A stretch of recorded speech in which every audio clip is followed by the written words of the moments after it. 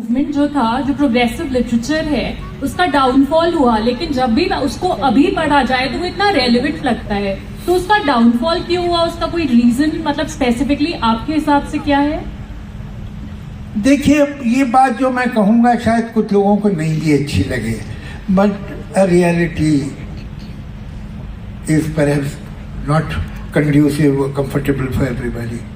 The fact is that every person, every ism, every fashion ultimately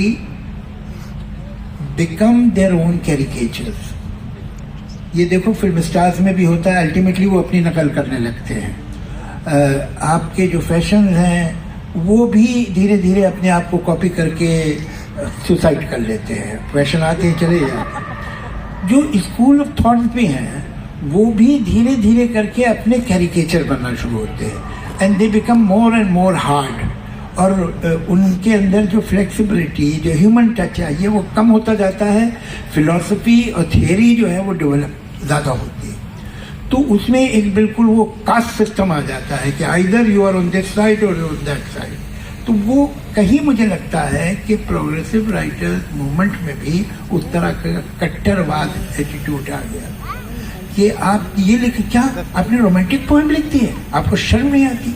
मजदूरों पर जुल्म हो रहा है, किसान भूखा, और आप रोमांटिक पोएम? अरे भाई, कभी दिल चाह सकता है ना आदमी रोमांटिक पोएम में लिखने का। आपने ये कैसे लिखा, अपने गम के बारे में लिख दिया, जबकि दुनिया में इतना जुल्म हो रहा है। तो धीरे धीरे धीरे धीरे it became very beating the pulpit kind of thing. और वही उसका एंड हुआ कि वो निरस होने लगे। उसूल जो है, ये उसूल बड़ी बोरिंग चीज हो जाते हैं कभी कभी, प्रिंसिपल। उसमें थोड़ी ह्यूमन वार्मथ एंड फ्लेक्सिबिलिटी जरूरी है जिंदगी में। सिर्फ उसूल उसूल उसूल बड़ी बोरिंग बात होती, तो वो हो गया।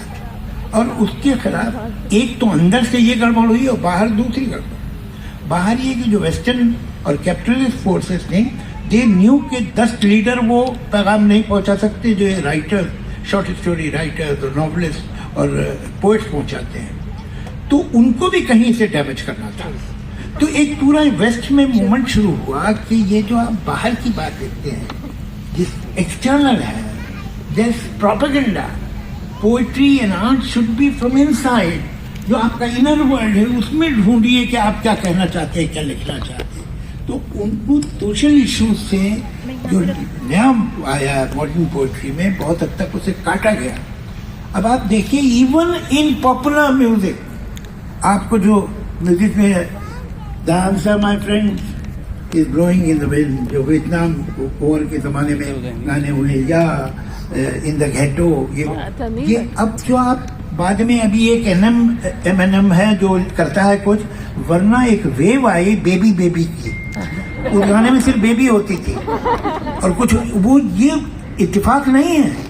ये कहीं ऐसा नहीं, मैं ये नहीं कहता कि एक मीटिंग हुई थी जिसमें डिसाइड किया गया, but the privilege class instinctively understand कि हमारे लिए क्या ठीक है, क्या गलत है और क्या हमें हार्म कर सकता है। तो ये एक तो अपनी इनकी कमजोरी थी कि ये बहुत पेडेंटिक होते चले गए, और दूसरी तरफ जो वेस्टर्न फोर्सेस थी और जो दुनिया में फोर्सेस थी, उन्होंने ये कहा कि ये आर्ट नहीं है, प्रोपेगेंडा है। आर्ट तो अंदर जो आप सोचते हैं, अपनी अंदर की दुनिया में दे। और ऐसी पोइट्री हुई, मॉडर्न, पोस्ट मॉडर्न, ऐसी ऐसी शायरी की गई है कि आप कमाल है। बड़े बड़े रिस्पेक्टेबल पोइट्स ने कहा वर्ड्स की क्या जरूरत है, साउंड से भी पोइट्री हो सकती है।